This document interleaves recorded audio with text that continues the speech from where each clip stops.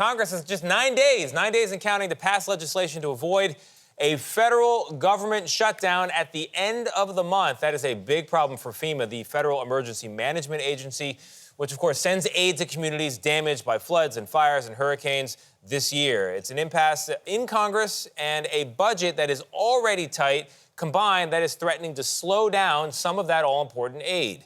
This morning, Scott MacFarlane focuses on towns in Vermont ravaged by flooding back in July. The flooding hit hard and fast, washing out homes and ripping up streets across Vermont. By the time Mandy Lacefield realized the impact, the water was already gushing into her basement. Lacefield, her teenage son, and her husband trudged through waist-high water to escape. Did you at any point think, maybe we need to stay here? No. It was always, get out, get out. There's Why? no reason. We would have drowned in here. Everything is ruined. Every ounce of everything is destroyed. Their house in Johnson, Vermont now sits gutted and empty. It is our first home, and we worked hard to get our credit score up enough. And then now it's like going to be bulldozed. But it's not just the families. It is the towns, villages, and communities having trouble paying the enormous bills that await them without Washington's help. Heard just a loud noise, just a boom. Near the state capitol in the city of Barrie, landslides destroyed trees and threatened houses as the floodwaters submerged homes and buildings. We saw the damage with city manager Nicholas Starelli Castro. Wow. It's just like cakes of mud. Yeah, it was devastating. It was dangerous. We had streets turned into rivers.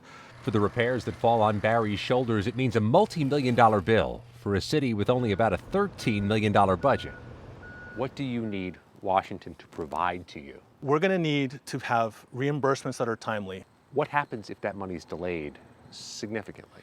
So for us as a government, it would be devastating in the sense that we absolutely cannot front the money to get us back to normal. Amid Congress's gridlock, FEMA is running short on money and has indefinitely paused its spending and reimbursement for some long-term recovery projects. There's some risk this money doesn't come back soon. Well, there's huge risk. No money, no recovery. Vermont Democratic Senator Peter Welch says the money will eventually be restored, but says there's worry in communities impacted by natural disasters this summer, where the federal government's dollars are desperately needed. I mean, we can't mess around with this, bottom line. And it's absolutely inexcusable for us to not help the folks in Maui, the folks in Florida, and the folks, in this case, in Vermont.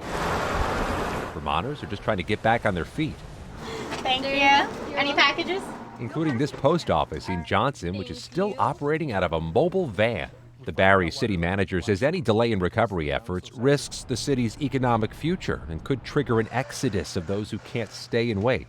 It's all one big room in here. Yeah, it is. Back in the Johnson area, Mandy Lacefield knows the wait will be long. They've been living in a camper in her dad's yard with a harsh winter ahead. You have to make do with what you have, and we just embrace it. You're making do. You embrace what you have. Realizing from a shockingly fast flood, the recovery can be painfully slow. Both parties agree they need to replenish this disaster fund as soon as possible. In the meantime, while FEMA has suspended some financial assistance, they continue to help individual disaster survivors. But Gayle, it's the long-term projects, the big ones, where funding is now less than certain. I'm listening to what she said, making do and embracing it. That's very difficult. Thank you, Scott. I mean, we all know that there are repercussions for what people do in Washington, but it's good to see concrete examples of why what you do in Washington matters in the lives that it affects. How far that ripple effect goes, Exactly. right? Absolutely. That ripple effect is Real people huge with real problems. all the time.